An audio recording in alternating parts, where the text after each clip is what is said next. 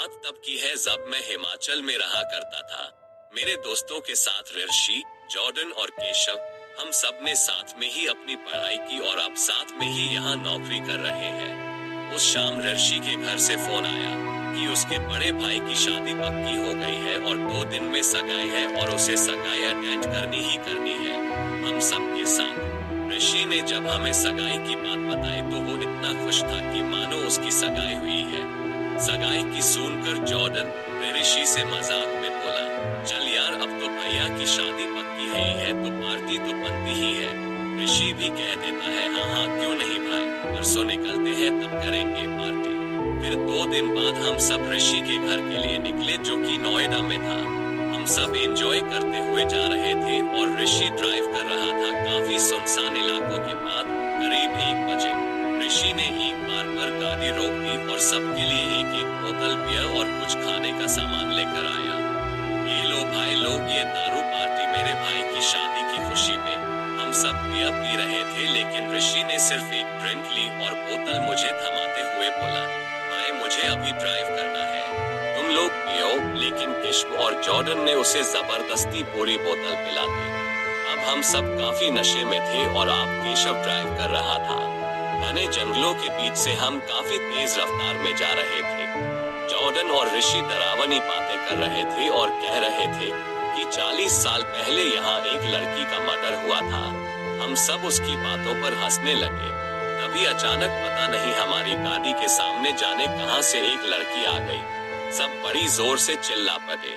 केशव ने ब्रेक लगा दी थी लेकिन तब तक गाड़ी उस लड़की को रौंद चुराई थी। उसकी चीख से हम सबके होश उड़ गए थे और गाड़ी पर खून देखकर सब घबरा गए। सबका नशा एक झटके में उतर गया। जॉर्डन अचानक से निकलकर उसकी तरफ जाने लगा। तभी मैंने और ऋषि ने उसे पकड़ा। मैं घबराते हुए बोला, जॉर्डन चल जल्दी, कहीं किसी ने देख लिया तो हमारी जिंदगी बर्बाद हो जाएगी भाई। चलो निकलते हैं यहाँ से, वो जो कोई भी था बचा नहीं होगा। इतनी जोरदार टक्कर के बाद और शीशे पर से जल्दी से खून साफ करके हम निकल गए और सीधा जाकर ऋषि के घर रुके। सुबह हो चुकी थी। सबने हमारा वेलकम किया और हमें फ्रेश होने के लिए एक रूम मिला।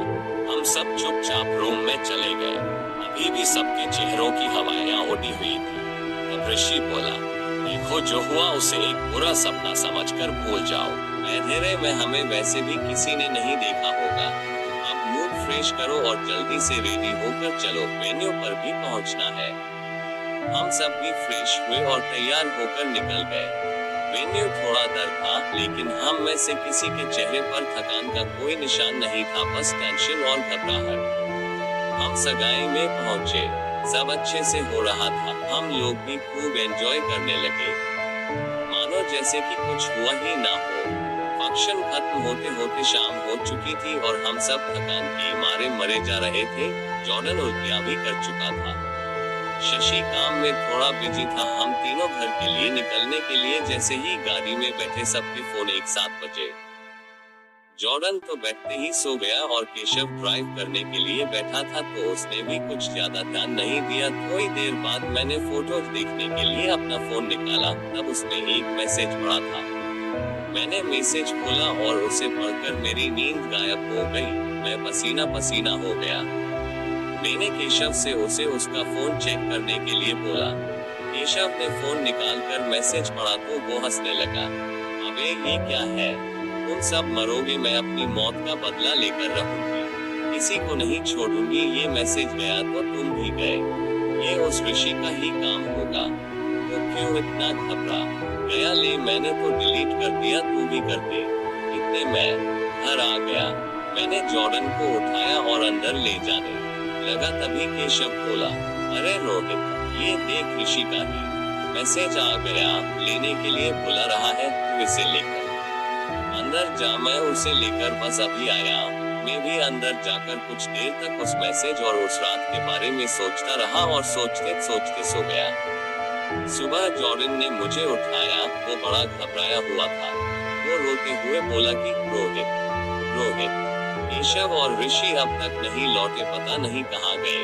मैंने, जॉर्डन ने और ऋषि की फैमिली ने केशव और ऋषि को कई दिनों तक ढूंढा लेकिन कोई खबर नहीं मिली। फिर 4 दिन बाद उनकी फोन लोकेशन ट्रेस हुआ और सब लोग वहां पहुंचे। वो वही जगह थी आई जहां से इस सब की शुरुआत हुई। वहां बस ऋषि की गाड़ी और उनके फोन मिले और कुछ नहीं, जिनमें वो मैसेज नहीं था। आज 10 साल बाद भी उनकी तलाश जारी है और वो मैसेज आज भी मेरे और जॉर्डन के फोन में है, जो अब भी हमें उस भयानक रात की याद दिलाता है।